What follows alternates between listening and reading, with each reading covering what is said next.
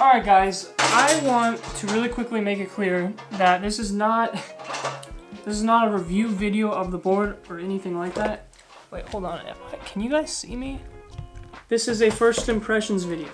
What does that mean? Well, it really just means that this is an unscripted video of my first impressions of the board in front of me, which is called the puzzle board. Now, the puzzle board is a very, very unique board. Probably the most craziest thing I've ever seen in the skateboarding market that I've tested out personally. And the reason for that is you can take it apart and put it back together. So a couple months ago, I actually saw this board on Reddit. I saw a post on it and I was like, that is wicked cool. So I messaged the guy who makes this board, who lives in New Zealand, and I was like, yo dude, I would love to check this out, review it, because it looks super cool. We need this kind of stuff, you know, in the skateboarding space. We need the innovation, because I feel like there hasn't been a whole lot of innovation outside of like e-boards and stuff recently. So that is why I want to check it out. And he was like, yeah, I'll send you a deck. So this is the deck that we got sent. I'm gonna run over some of the good things about it and then some of the unfortunately not so good things about it. So let us begin. So a funny story actually, when I got the puzzle board in the mail, it said it was delivered on my phone. I went outside to look and the box was like this big. It was so small. I was like, did I get a book or something? But it's because the board, as you can see, it can come apart. So it has these little knob things here. And what these are used for is you pop them into the board to kind of hold it together. And when you want to take it apart, you take out the little pieces of wood and it just slides apart. And the board was shipped to me literally like this, without the wheels on. Just like 3 little boards like that in a box. And that's crazy because normally when you get shipped longboards, it's in these really, really big boxes. You know, you'll see them from a mile away or something. But with this, you can really cut down on the shipping just because you don't need such a huge box. But yeah, this is a very interesting board. And a lot of people ask me, should I get a cruiser board or should I get a longboard? Like, what would be good for me? And I've made videos on this and they're very popular videos on the channel. Maybe this could be something to kind of bridge that gap, you know? Because let me just show you. What you can do is you can take these 2 end pieces and you can stick them together just like this. And you have yourself a tiny little mini cruiser board with a pretty big kicktail here. When you have the board set up like this, it's super, super good for pumping. I took it out pumping a little bit ago. Really amazing. But maybe you don't want such a small board and you want something a little more comfortable. Well, you know, you got this extra piece right here and you can just slide it right in between the other 2. Obviously, you put the little wood pieces in too, but just like that, you've got yourself a fully fledged, I think it's about 35-inch longboard that you can do as you please with. I think this has a lot of potential,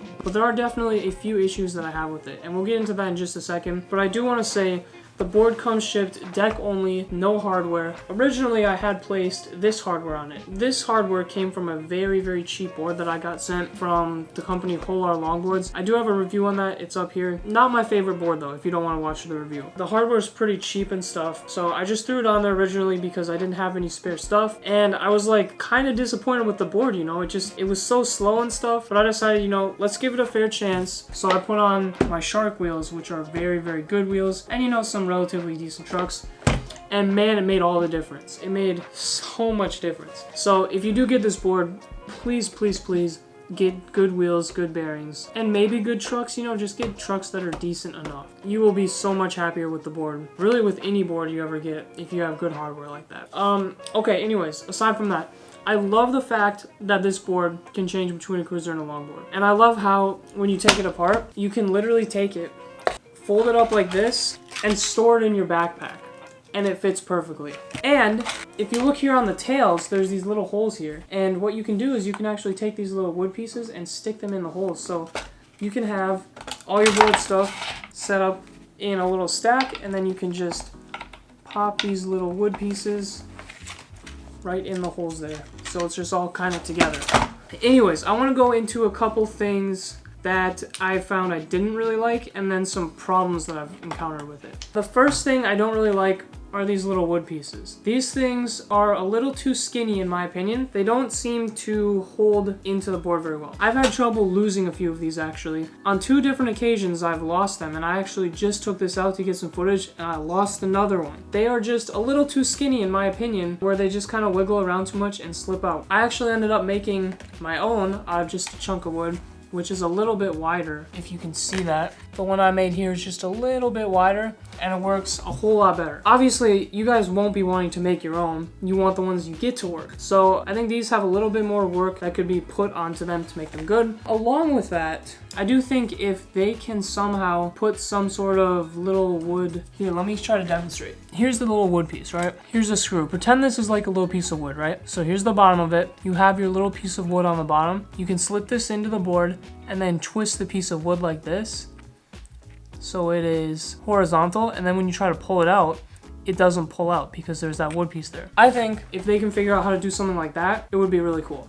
So yeah, this is probably the biggest problem I've had with the board. The other thing, in the email that I was sent, the guy made sure to mention this board is meant for cruising only, not tricks. And you know, me being a dummy, obviously I wanted to do tricks on it. And well, we had an unfortunate incident.